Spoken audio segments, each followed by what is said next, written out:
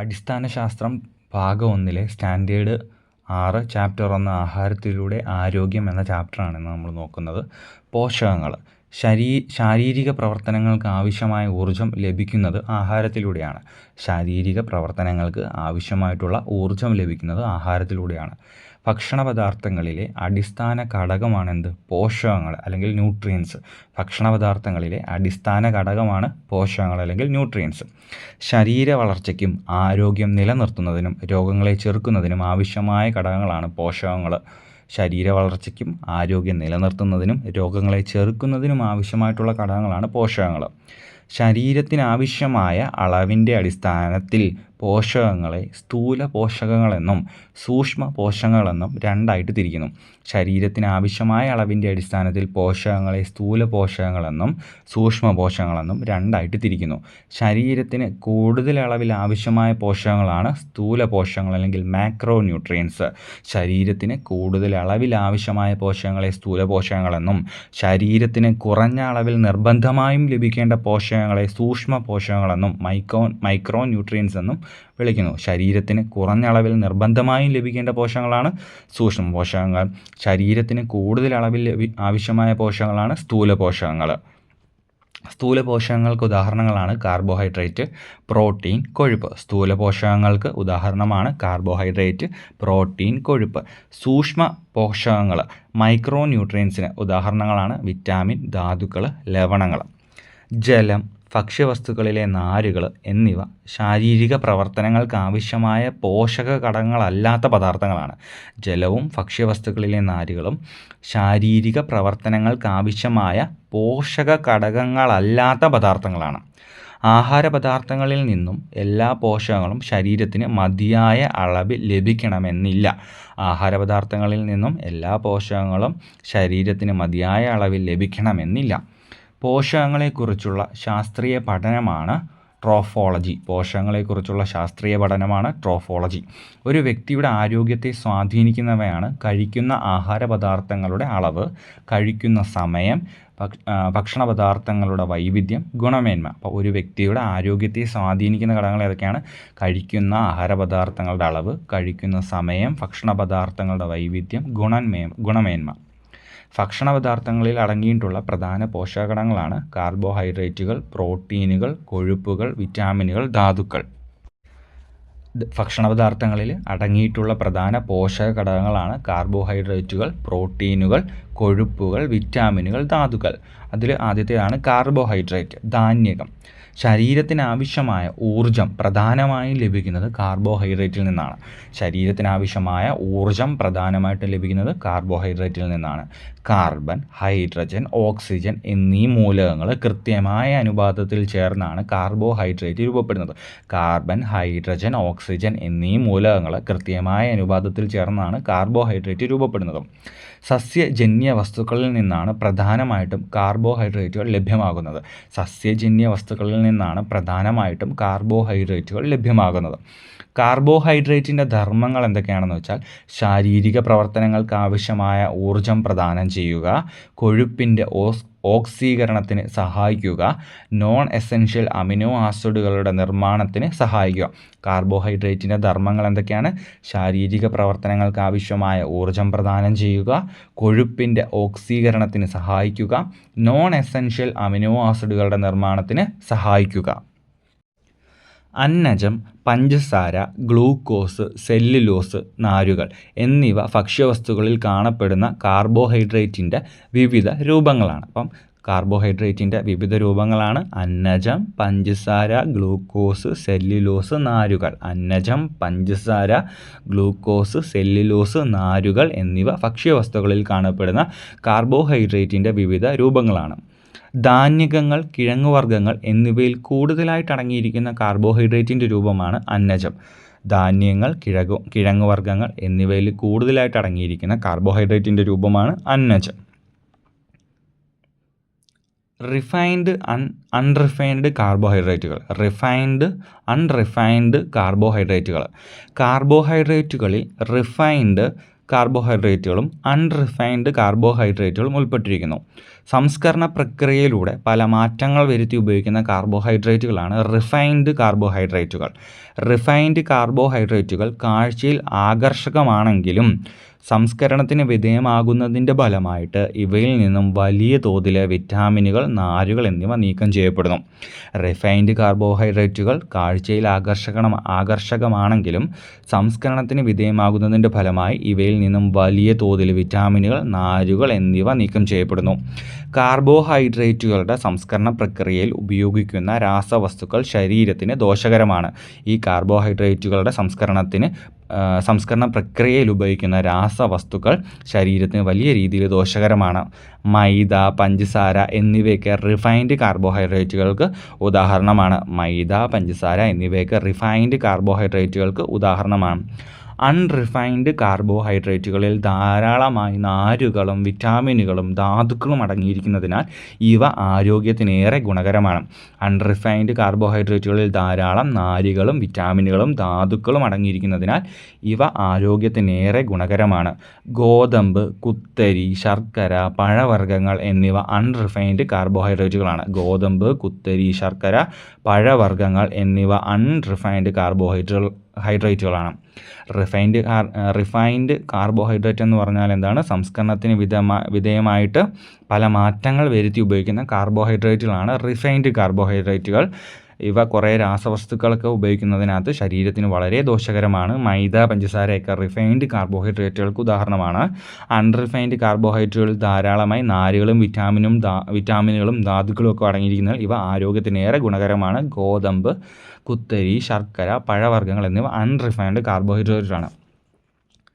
Iodine test. ഭക്ഷണപദാർത്ഥങ്ങളിൽ അന്നജത്തിൻ്റെ സാന്നിധ്യം തിരിച്ചറിയാൻ ഉപയോഗിക്കുന്ന ടെസ്റ്റാണ് അയഡിൻ ടെസ്റ്റ്. ഭക്ഷണപദാർത്ഥങ്ങളിൽ അന്നജത്തിൻ്റെ സാന്നിധ്യം തിരിച്ചറിയാൻ ഉപയോഗിക്കുന്ന ടെസ്റ്റാണ് അയഡിൻ ടെസ്റ്റ്. അന്നജം അയഡിനുമായിട്ട് ചേരുമ്പോൾ ഉണ്ടാകുന്ന നിറമാണ് ഇരുണ്ട നീല നിറം. അന്നജം അയഡിനുമായിട്ട് ചേരുമ്പോൾ ഉണ്ടാകുന്ന നിറമാണ് ഇരുണ്ട നീല നിറം. അന്നജത്തിൻ്റെ അളവിനനുസരിച്ച് നീല നിറത്തിൻ്റെ കാഠിന്യത്തിൽ വ്യത്യാസമുണ്ടാകുന്നു. അന്നജത്തിൻ്റെ അളവിനനുസരിച്ച് നീല നിറത്തിൻ്റെ കാഠിന്യത്തിൽ വ്യത്യാസമുണ്ടാകുന്നു. ഇനി ചെറുധാന്യങ്ങൾ, മില്ലറ്റ്സ്. ചെറുധാന്യങ്ങൾ പുല്ലുവർഗ്ഗത്തിൽപ്പെട്ട വിളകളാണ്. അരി, ഗോതമ്പ് എന്നിവയെ അപേക്ഷിച്ച് വളരെ ഉയർന്ന തോതിൽ പ്രോട്ടീനും വിറ്റാമിനുകളും ധാതു ലവണങ്ങളും ചെറുധാന്യങ്ങളിൽ അടങ്ങിയിരിക്കുന്നു. അരി, ഗോതമ്പ് എന്നിവയെ അപേക്ഷിച്ച് വളരെ ഉയർന്ന തോതിൽ പ്രോട്ടീനും വിറ്റാമിനുകളും ധാതു ലവണങ്ങളും ചെറുധാന്യങ്ങളിൽ അടങ്ങിയിരിക്കുന്നു. മുൻകാലങ്ങളിൽ പക്ഷികൾക്കും മൃഗങ്ങൾക്കും ഭക്ഷണമായി ഉപയോഗിച്ചിരുന്ന ചെറുധാന്യങ്ങളുടെ പോഷകമൂല്യം മനസ്സിലാക്കിയതോടെയാണ് മനുഷ്യരും ആഹാരമായിട്ട് ഉപയോഗിച്ചു തുടങ്ങിയത്. ചെറുധാന്യങ്ങൾക്ക് ഉദാഹരണമാണ് റാഗി, ബജ്ര, തിന, ചോളം, ചാമ. റാഗി, ബജ്ര, തിന, ചോളം, ചാമ. UN ചെറുധാന്യ വർഷമായിട്ട് ആചരിച്ച വർഷമെന്നാണ് 2023. UN ചെറുധാന്യ വർഷമായിട്ട് ആചരിച്ചത് 2023. മില്ലറ്റ് മാൻ എന്നറിയപ്പെടുന്ന വ്യക്തിയാണ് ഡോക്ടർ ഖാദർ വാലി. മില്ലറ്റ് മാൻ എന്നറിയപ്പെടുന്ന വ്യക്തിയാണ് ഡോക്ടർ ഖാദർ വാലി. മില്ലറ്റ് രാജ്ഞി എന്നറിയപ്പെടുന്ന വനിതയാണ് റായ്മതി ക്യൂരിയ. മില്ലറ്റ് രാജ്ഞി എന്നറിയപ്പെടുന്ന വനിതയാണ് റായ്മതി ക്യൂരിയ. ഇനി അടുത്തത് പ്രോട്ടീൻ, മാംസ്യം.